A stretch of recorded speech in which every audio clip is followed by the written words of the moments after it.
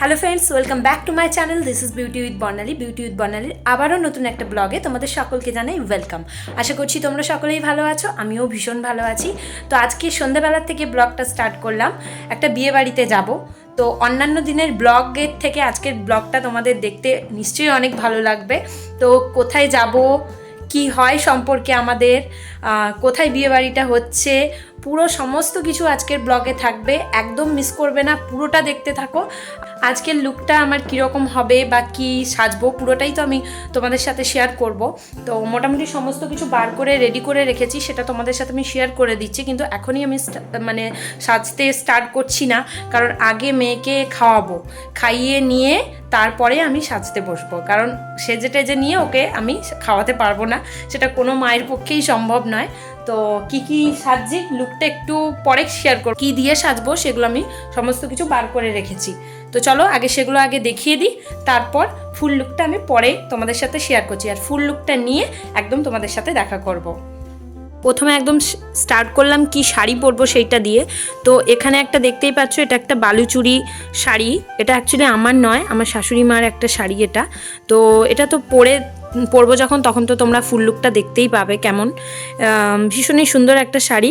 উনি একদিনও পরেনি, আমার শাশুড়ি মা দিয়েই দিয়েছে আমাকে। তো আমি এই নিয়ে সেকেন্ডবার এটা পরছি। তো আর এটা হচ্ছে, এটার সাথে আমি একটা এরকম আলাদা একদম ডিফারেন্ট টাইপের একটা ব্লাউজ পরছি ইয়েলো কালারের। আশা করি ভালো লাগবে, দেখা যাক কেমন লাগে। ভালো না লাগলে অন্য কিছু ট্রাই করব। এখানে মেকআপের সমস্ত কিছু মোটামুটি আমি বার করে রেখেছি, যা আমার মেকআপ করতে যা যা লাগবে এগুলো সমস্ত মেকআপের আমি বার করে রেখে দিয়েছি। টুকটাক যা লাগবে ওগুলো আমি বার করে রেখেছি। তো চলো এবারে আমি কি গোল্ড পরবো সেটাও একটু দেখিয়ে দিই।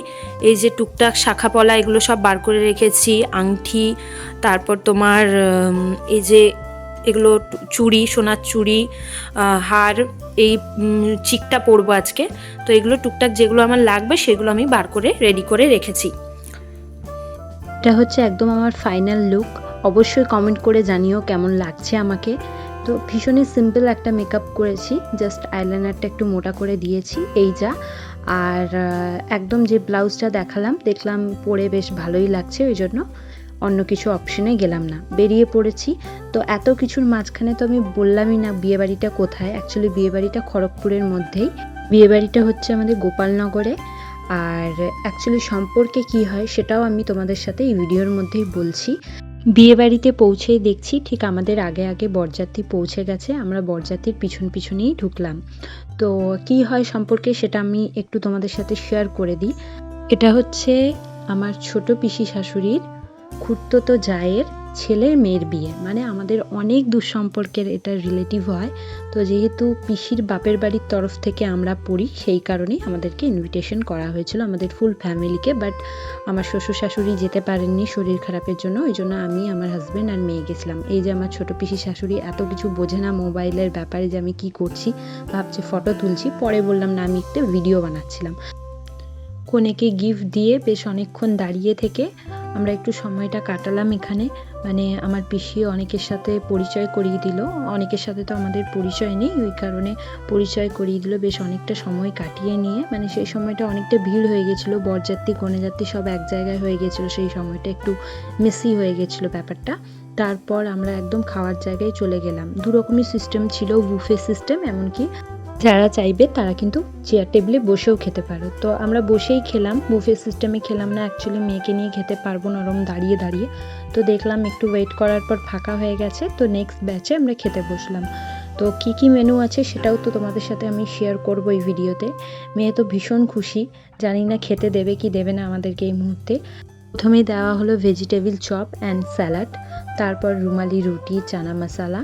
বিয়েবাড়ি পৌঁছে কিন্তু আমরা বেশিক্ষণ ওয়েট করিনি, আমাদের যেতে অনেকটা লেট হয়ে গেছিলো, এমনকি বাইরে প্রচণ্ড ঠান্ডা ছিল। তো ওই জন্য আমরা চিন্তা করছিলাম কত তাড়াতাড়ি খেয়ে আমরা চলে আসতে পারবো। তো চলো তারপর বলি মেনু কি ছিল। আর ছিল ফ্রায়েড রাইস, ছিল চিলি চিকেন, ছিল একটা মিক্স ভেজ ছিল। তো প্রত্যেকটা খাবার ভীষণই টেস্টি ছিল। আমি এখন ভয়েস ওভার দিচ্ছি পরে, এখনই এই খাবারগুলো দেখে আমার রীতিমতো জিভে জল চলে আসছে। আর এটা ছিল মাটন আমরা কিন্তু দুবার নিয়ে খেয়েছি। মাটনের সাথে কিন্তু প্লেন রাইস ছিল, আমি তো তখন কিন্তু ভিডিওটা করতে পারিনি। তো আমি সির্ফ মাটনের ভিডিওটাই দেখালাম। আর এপাশে ছিল চাটনি, পাঁপড় আর লাস্টে মিষ্টি অনেক রকম অপশন ছিল, বাট আমি মিষ্টি খেতে খুব একটা পছন্দ করি না, ওই জন্য একটাই মিষ্টি আমি নিয়েছিলাম। আর একদম লাস্টে ছিল পাস্তাস। তো আজকের মেনুটা এভাবেই আমি শেষ করলাম। আর তারপরে এই যে আমার পিসির কিছু রিলেটিভ হয়, এরা মানে ওই যা তারপরে ননদ এরকম কিছু হয় সম্পর্কে আমাদের সাথে একটু আলাপ করিয়ে দিচ্ছিল যে এইগুলো আমার রিলেটিভ হয় এরকম বলে। আমার মেয়ে খুব মজা করছিল ওখানে পিসির সাথে। তো আমরা ঢুকেই না ফার্স্টে এত ভিড়ের মধ্যে আমরা বুঝতে পারিনি যে এখানে কিছু স্টল ছিল, chicken pakora and phuchka stall ছিল। যেহেতু আমরা ডিনার কমপ্লিট করে নিয়েছি সে কারণে আমরা কিছু খাইনি। আর এপাশে লাস্টবারের মতো একটু কনেকে দেখিয়ে দিলাম, হতে পারে এগুলো কনের বন্ধু, এই জন্য খুব হাসাহাসি চলছে। বিয়ে বাড়িতে এসে কনেকে দেখাবো বরকে দেখাবো না, এটা হতেই পারে না। হয়তো সেই সময় এখানে সম্প্রদান চলছিল, বেশ অনেকটা ভিড় ছিল, তো যেটুকু পেরেছি একটু ক্লিপ নিয়ে তোমাদের সাথে সেটা শেয়ার করে দিলাম। বেশ ভালোভাবে একটা সন্ধে কাটিয়ে আমরা বেরিয়ে পড়লাম বাড়ির উদ্দেশ্যে। ছোট পিসিও আমাদের সাথে বাড়ি ফিরে চলে এলো। দেখতেই পাচ্ছ বিয়ে বাড়ি থেকে ঘুরে একদম বাড়ি চলে এসেছি।